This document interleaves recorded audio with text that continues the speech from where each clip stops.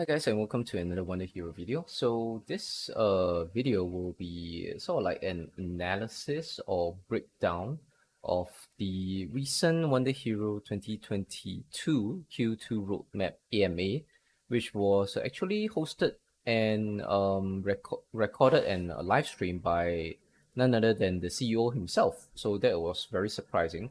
So the thing is, yes, so this is actually the CEO's face. You can see that his photo here is either taken when he was very young, or he has been like heavily photoshopped, because this is actually the CEO face now, right?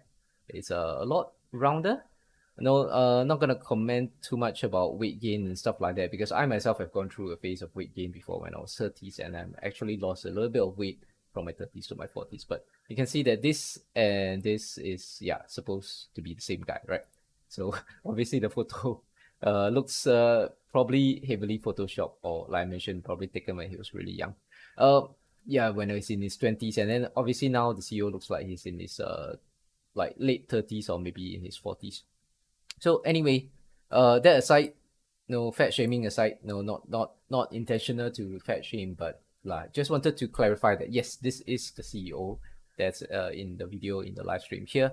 So which is I mean, it looks different from his photo, but yeah, he's the CEO. So anyway, I did have the AMA was about the actual AMA actually was about only 30 minutes, but I watched it live, and then again I rewatched it another time to sort of like get the timestamps of where the crucial like important things happen. So I put some notes itself. First and foremost is that I think the AMA is a good move, right? So I want to talk about that. This is a good move by the WonderHero CEO as well as the devs, as they're coming forward with like live streams, like to show their face in the in front of the community, to show that yes, there are actually real people behind it. Like this is not a scam. Like the CEO is real.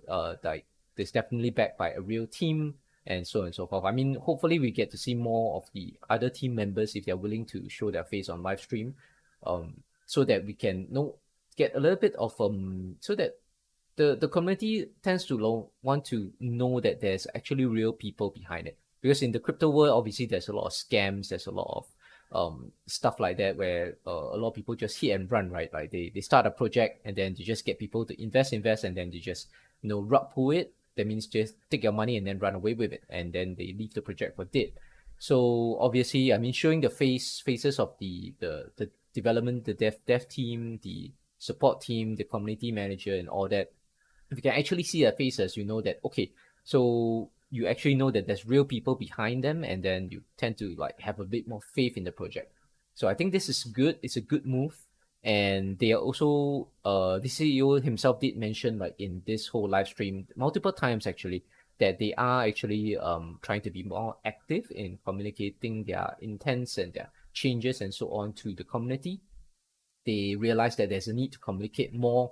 Like the community kept like is getting frustrated, right? Because like dropping profit, there's a dropping profitability, there's dropping marketplace prices. But to be frank, actually a lot of the players who have are still there because the game itself is fun.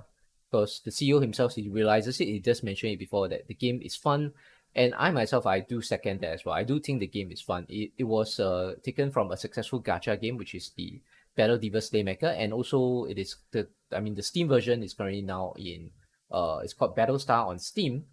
And actually Battlestar is now run by a totally separate dev team, and they've actually since upgraded Battlestar itself. Battlestar, if you're Battlestar, if you play on you try on Steam, they actually have now improved graphics, they have more options and so on. So yeah, Battlestar totally taken a different approach from the WonderHero game. So the WonderHero game, obviously the graphic side and the mechanic side have not seen any improvements, because they probably have a much smaller team as compared to the Steam company version, the Steam version. But that's beside the point. So obviously the WonderHero devs, they are more concerned about the economics. So okay, so here, as you can see on this screen, right, at 1933, it says that total battle rounds, this one I'm not too sure whether it's PvP or PvE, but so I'm going to ignore this number, 4.5 million. Total silver rank players of 6,000.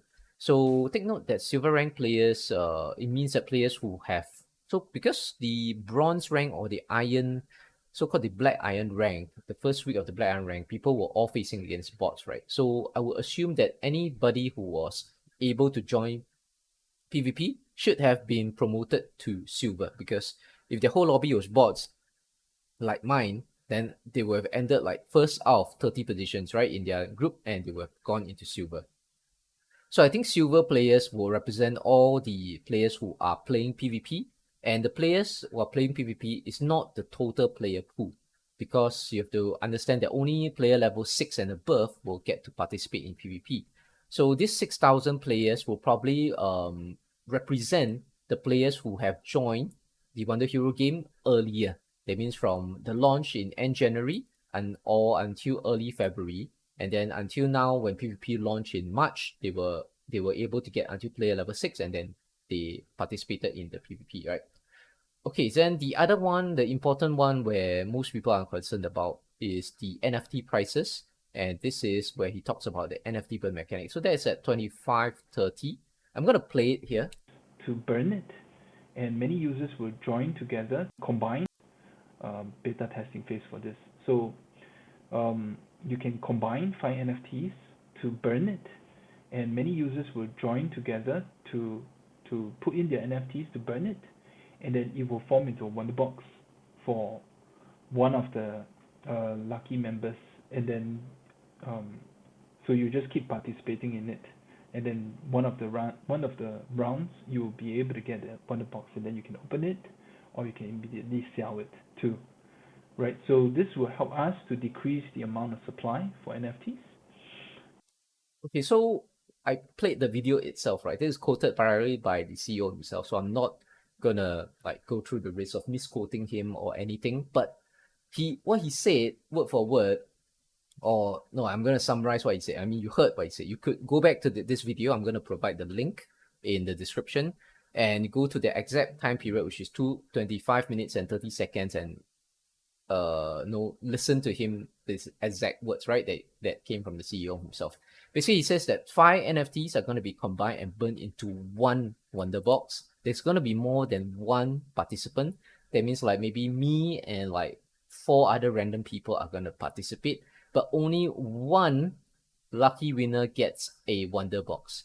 So the unstated comment is that, do the rest of the other 4 players get totally nothing? Do the rest of them get totally nothing? This is what I'm really interested to know, because this is a shitty system. Like straight off the bat, I'm gonna say this is a shitty system, because nobody wants to burn their NFT for a chance of getting nothing. This is as bad as the lottery system which they have for the PvP rewards, right? And I mentioned before in my previous video, you can check it out. I'm probably gonna try and link it here, that I really feel that the lottery draw system was rigged, because there's a high chance of you getting nothing from the PvP lottery in the first week. I don't know about the second week, because we haven't got the lottery yet the second week. But there's a high chance of getting nothing for the PvP lottery, and like it feels like it's entirely rigged, right? So here as well, this system is bad, right? If you're saying that one player like me myself providing 5 NFTs, and I burn the 5 NFTs and I get one wonder box, okay. So I think that's cool, right? I can get it. But if you're saying that me, I have to, like, there's a chance that I don't get anything for contributing my NFTs to get burned, and somebody else gets the reward. Like maybe they put in like a 3-star $5 floor price NFT, and then I put like 4 NFTs, right? Maybe I put 4 pieces of my high grade NFTs, and then that guy who only put in 1 NFT, he gets lucky enough to get the entire wonder box, and I spend 4 NFTs and I get totally nothing, no token, no reward, no nothing. So that will be a shitty system, right? So there's viewers who actually even ask about this system in the Q&A later. So I'm not the only one who feels that this is a shitty system, right? But the so-called the viewer in the Q&A, I'll go through it later, was a little bit more nicer in wording it. So he did come up with another suggestion, like to use the staking power instead to differentiate who gets the wonder box. But anyway, so this so the NFT is, so we know for now that it's 5 NFT combined to burn, you get one wonder box, but the reward system will be shitty, right? Like one random person gets the wonder box. So this is what I'm feeling like this is totally bad. The okay, so that he did mention that the NFT mechanisms are not going to come out in a few coming out in a few weeks time. So this is coming from, in the rest of the video, the CEO himself did mention few weeks time. So this can be anything from 1 month to like 2 to 3 months later. So few weeks, right? Like 10 weeks is a few weeks, 12 weeks is a few weeks, 1 week is also a few weeks. So what is a few weeks? So they're not committing to it because they are still in the beta phase, right? So as usual, they won't commit to it because they're still testing it out, and hopefully they get the hint that they should change the reward system to make it more fair, like maybe have that single participant participate, combine provide all the NFTs, and that player gets back the wonder box, or like one of the viewers suggested, like go by staking power instead. The person with the highest staking power should get the wonder box instead of having it to be a totally random reward, right? Nobody likes random rewards, honestly. Nobody likes RNG. People hate RNG. So 2825 is okay. So on 2825 here, is here. Right. So I think some of you have already enjoyed the Infinite War as well as Assist in the Okay, so the CEO now talks about Infinite War and Assist. beta version. I think it's relatively fun for a lot of you. And also, there were a lot of feedbacks that we collected since then anyways.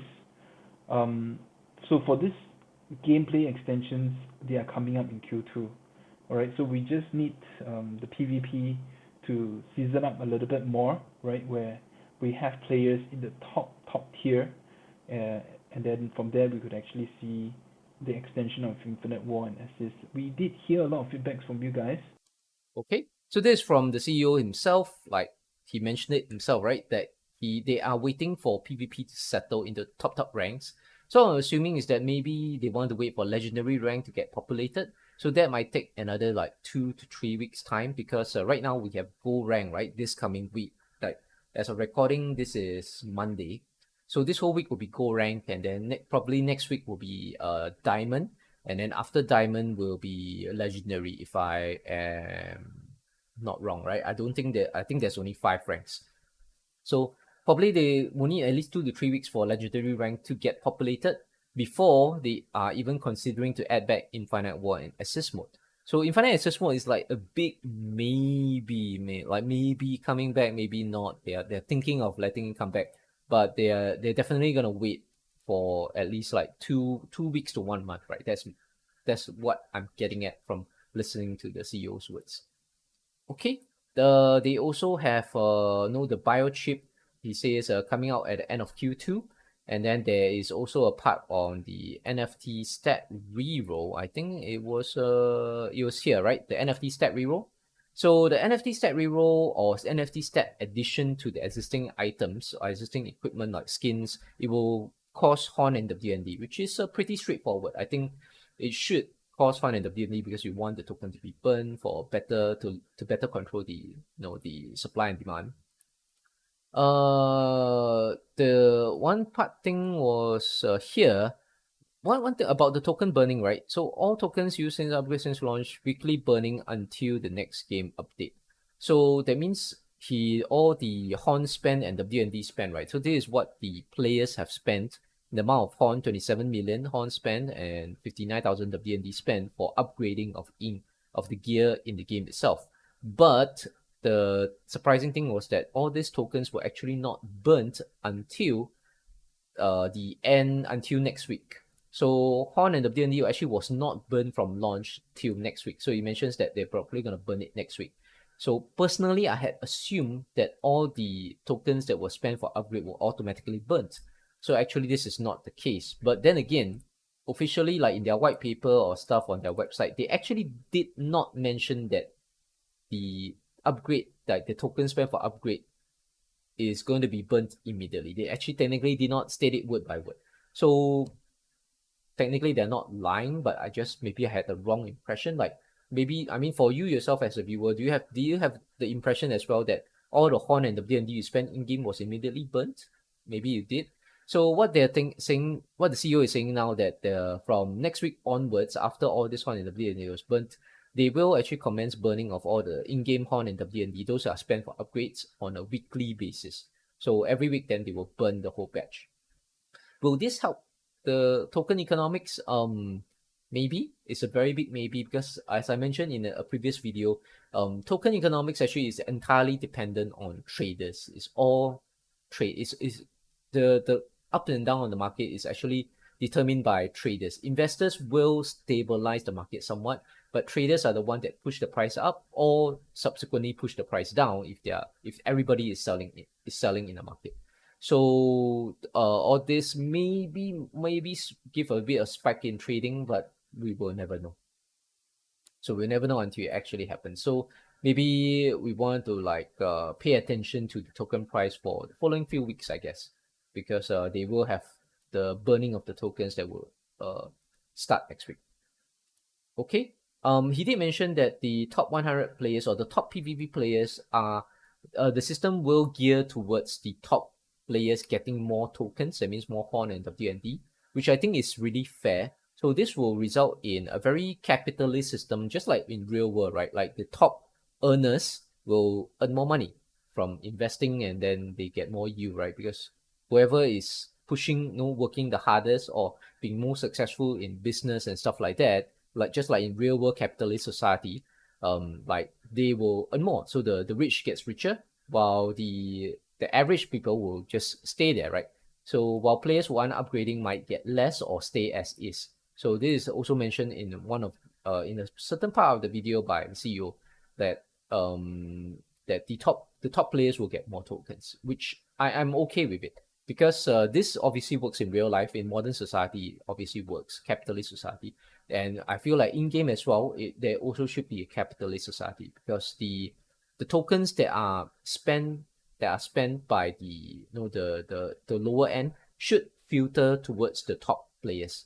So that means the players who are spending the maybe 100 or 200 Horn, right, to upgrade their gear at the every day to get their daily quest, or some might not even be spending that, should be all filtered towards the top, so that the top players who have spent the most for the game, they buy the best gear, or they spend the most Horn in the BNB to upgrade their gear, then they should be getting the majority of the rewards. So this system has to be there in order to incentivize players to want to climb up to the top, because you have to have a capitalist system whereby people see the top getting attractive rewards, and then because of that attractive rewards, like people make videos of it, people make posts on YouTube and stuff like that. Like maybe the top player earns maybe 3,000-4,000 or maybe 10K a month, and then people are like, oh, WonderHero can earn a lot. And then there are people who are willing to invest money to buy good gear because they want to climb to the top, just like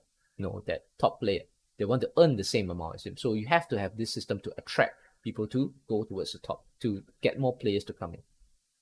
So I think this is okay. So I'm okay with this capitalist system. Actually, I'm quite supportive of this capitalist system.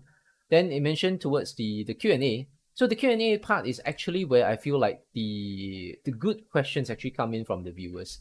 So one of the mention is that one of the users asked, or one of the viewers asked whether they can incorporate a name search function, like in the marketplace. That means to search for a specific equipment by name. Let's say you want to search for the Sarah set, right? And they have a specific name for the equipment or Sarah set, and then you want to search for it. So the CEO himself, he didn't mention, he didn't answer that directly. So I think they are not working on this very specific search function.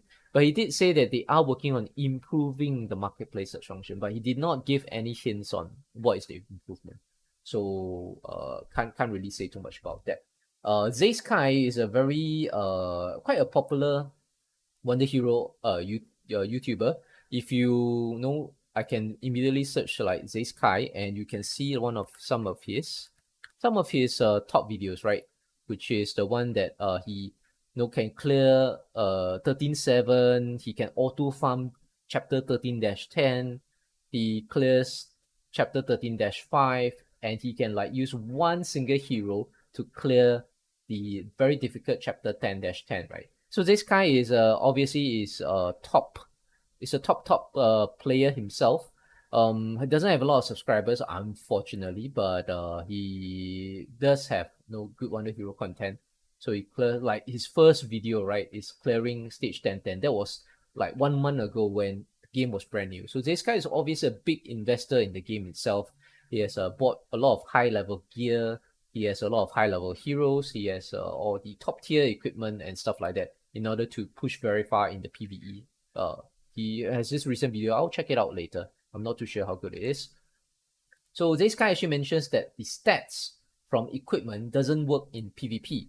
So I think what he mentioned what he mentions is that the stats on skins and weapons work in PvP, but the stats that comes from equipment itself, like those body suits or like the helmets and stuff, actually don't work in PvP. So the CEO says that this is not the first time he heard this. So they are working on this. So they will work on it a little bit more.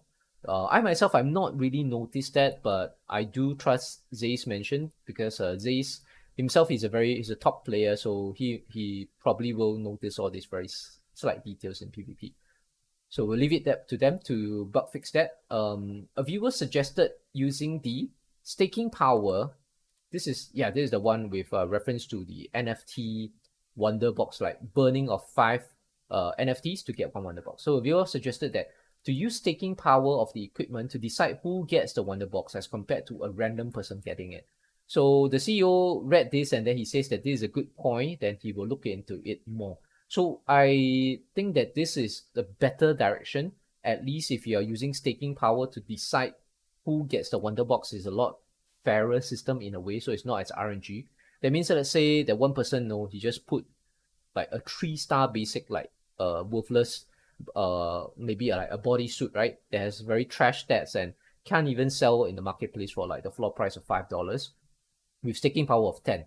Then the other player actually he puts in staking power items with staking power of like 30, maybe a 5-star equipment that's staking power of 30. And then maybe some equipment has previously been upgraded, so maybe the staking power becomes 50 and 60. So that player with the highest staking power should get the Wonder Box. And this gives more, it rewards the player who has contributed more, right? It rewards the person who contributes more. So it's another, again, coming back to the capitalist systems, which I'm very supportive of it. So so maybe through this, maybe the CEO and the dev team will think a bit about the RNG mechanics of giving the Wonder Box to like just a random person who burns their NFT, right? To make it more fair. Some players asked that will this game turn into an esport? So the CEO did answer this in that, and also he answered another question which is on whether like PvP will be real time. So actually I combined two of their answers into one. I think the CEO himself he obviously wants it to be an esport, but he says that they will try to implement real-time user input PvP. So when it comes to like the user input PvP, right, he wants it to be real-time, which is very similar to Axie Infinity. So I've played Axie Infinity, if you look at my upload history, I have uploaded Axie Infinity content. I've recently stopped playing, but my scholars still play. So basically, it's very similar to Axie Infinity, where even it's turn-based in a way. It goes by the axis speed to make it a fair system, so that axis with faster speed will go first. So that even though it's turn-based, it's still fair in a way. There's still some form of balance. So when they're gonna try and implement real time, I think the challenge now again is on a turn-based system, because in the current PvP system where it's all auto battle, the attacker has the advantage because whoever moves first, right, always gets the advantage. Because you think about it, whoever moves first inflicts the damage first. So if you have hero with max damage, right, let's say your hero can do 10k damage and the opponent hero only has a health pool of 5,000. So whoever moves first will kill the opponent hero first. And the opponent hero who is killed will not be able to do any more damage because they're dead. So obviously this really pushes towards whoever can move first getting the advantage. So this is why if you look at your PvP, your defense history stats will always be worse than your offense history stats. Because in offense, you're moving first, so you're attacking first. But in defense, you're moving second or attacking second. So you always get the disadvantage on defense. So if they're going to try and implement real time, I think it's going to be very difficult because they have to change the mechanics of the game maybe entirely to make it balanced for real time user input PvP. So I don't know how they're going to do this because I myself, I cannot see like the current system being fair for user input PvP because I mentioned the first, whoever moves first, that means that if the attacker moves first, they get a huge advantage. Okay, so some of the users has also asked like, they asked the CEO himself like, right now, WonderHero, the earnings seems too low. So it seems low, the profitability now for WonderHero is so low. How are you going to attract new players? So the CEO mentioned in the Q&A that he says that there are about 200 to 400 players from the stats, so-called 200 to 400 players joining on a daily basis. But honestly, my impression of it is that if there are so many players joining on a daily basis, how come your floor market price is still so low, right? Like your market price for your skins are still like $5. If you are saying that there are so many players coming in, why aren't they buying up all the floor price items? Right? It's still $5. Like all the skins are now officially, like all skins for all heroes, the floor price is now officially dropped to the lowest that it can go, $5. So if there's so many players coming in, why aren't the floor prices going up? So that's my question. But maybe my own answer to this is that maybe there are really that many players joining, but they're all just buying the floor price items, but what they're buying is still not enough to overcome the supply. It means there are not more players, existing players, like thousands or maybe tens of thousands of existing players getting the equipment, the skins, the weapons and so on. And this supply from existing players is still way more than what the new players can buy up. So what are they doing to attract new players? CEO says that CEO Ethan says that they are doing media partnerships. They are pulling in more guilds and they are asking the guilds to buy the so-called the gear from the market, which is obviously true because the gear from the market is really cheap. It's 5 USDT. If you remember at launch, one single Wonder Box, right? Which for a hero, so the Wonder Box actually is like one skin, one hero weapon, and then maybe a few pieces of equipment, cost 200 USDT at launch. Now you can buy a hero for as cheap as 10 USDT. So obviously, like the new guilds coming in, they should and they will want to buy from the marketplace instead. So Ethan himself, I'll just call the CEO Ethan. So Ethan himself is hoping that these guilds would buy up the marketplace floor price items or buy up the marketplace items and hopefully drive up the marketplace price. Personally, myself, I'm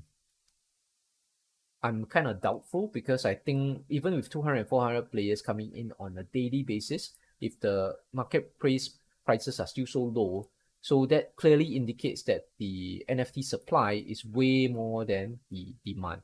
So the people putting it for sale are way more than the people that are buying it.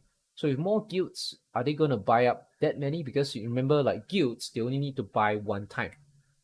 So I think the main problem with right now the NFT economy per se is that for every new player, right, you only need to buy a set of heroes for once, and then you don't have to go to the market anymore.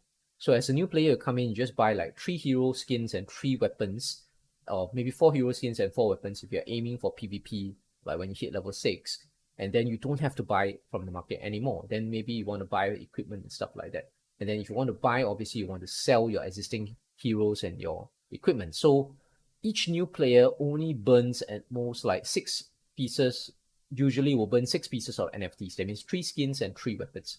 So a new player burns 6 pieces. Then the existing player base actually at least they're generating one new NFT like once a week.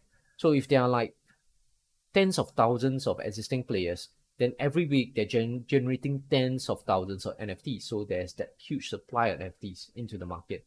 So no matter how many new players you get, there still will not be enough to buy up all the NFTs. So this is why the community as well as the CEO himself, as Ethan himself, they are very hopeful of this burn mechanic helping to help out this NFT price.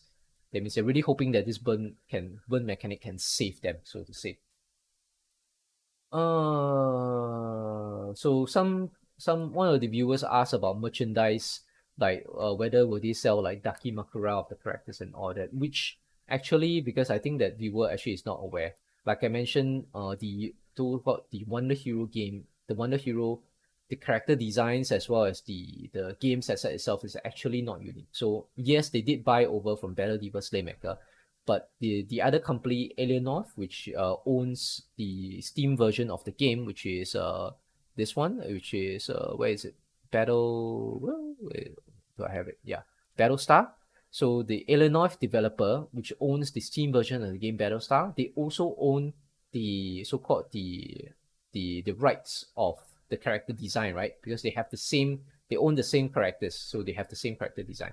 So I don't think WonderHero team can actually do can just use the character design and then sell them as merchandise, because obviously Battlestar themselves they can do it as well. But he did mention that he says that the top PvP players, the top 100 players, may be getting some merchandise or memorabilia. I'm not too sure, maybe medals or stuff like that.